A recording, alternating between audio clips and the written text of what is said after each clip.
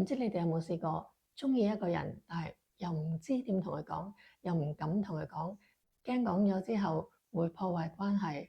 又或者你哋大家曾經試過係一班朋友出嚟，佢會曾經望過你笑一笑，令到你喺度諗啊，唔知佢係咪對我有意思咧，還是佢只係禮貌上望一望我，同我笑咧？咁你可能會諗，係咪你唔夠吸引力去吸引佢啊？係咪你未夠好啊？其實唔係嘅，唔係你未夠好，只係你未掌握到能夠令對方潛意識產生吸引力嘅互動技巧。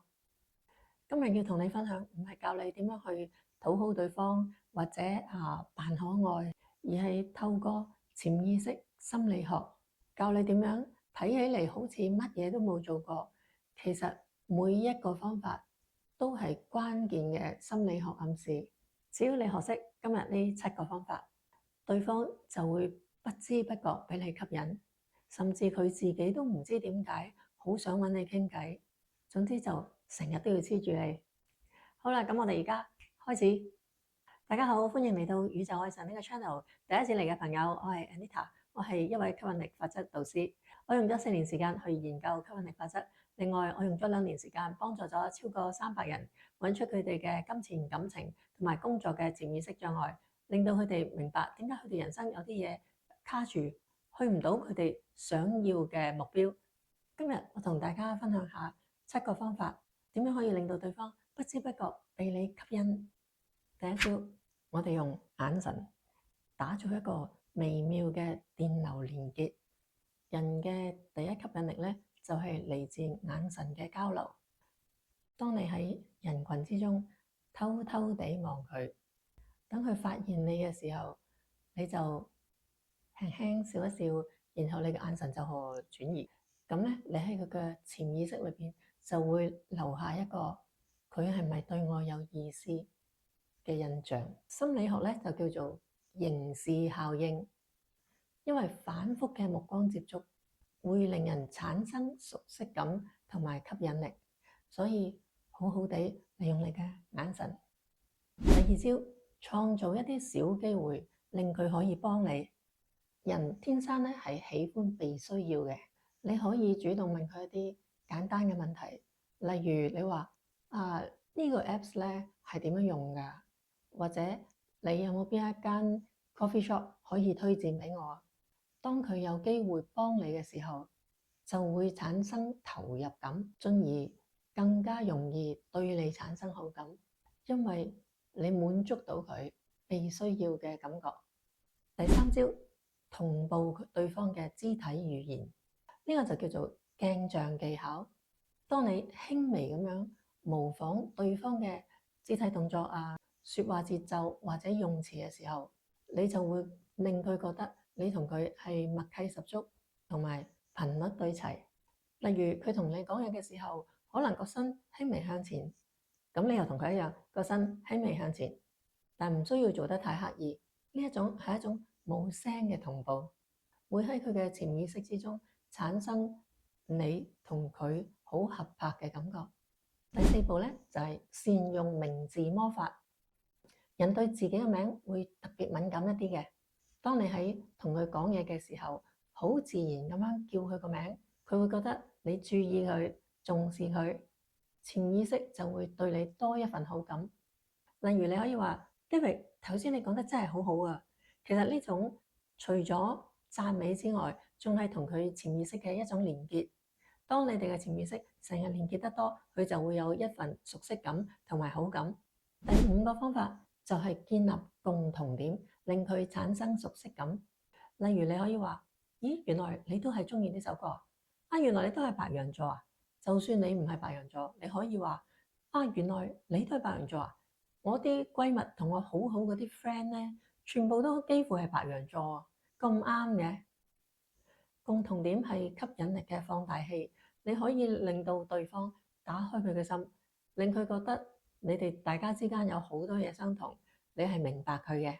當你揾到同佢嘅共同點，你記得無論呢個共同點係幾細都好，你就將佢放大佢，放大佢，令佢覺得天啊，我哋真係太夾啦，令佢要有呢一種感覺，佢就會同你更加接近。第六招啦，就係刻意製造距離感，然後再拉近。吸引力嘅奧秘之一咧，就係忽冷忽熱。你釋出一啲善意之後，然後你就後退、冷淡一啲，令佢覺得，咦，你做咩咧？點解唔係好似以前一樣嘅？咁樣會令佢對你產生一種好奇感。只要佢對你好奇，佢嘅能量就擺喺你身上。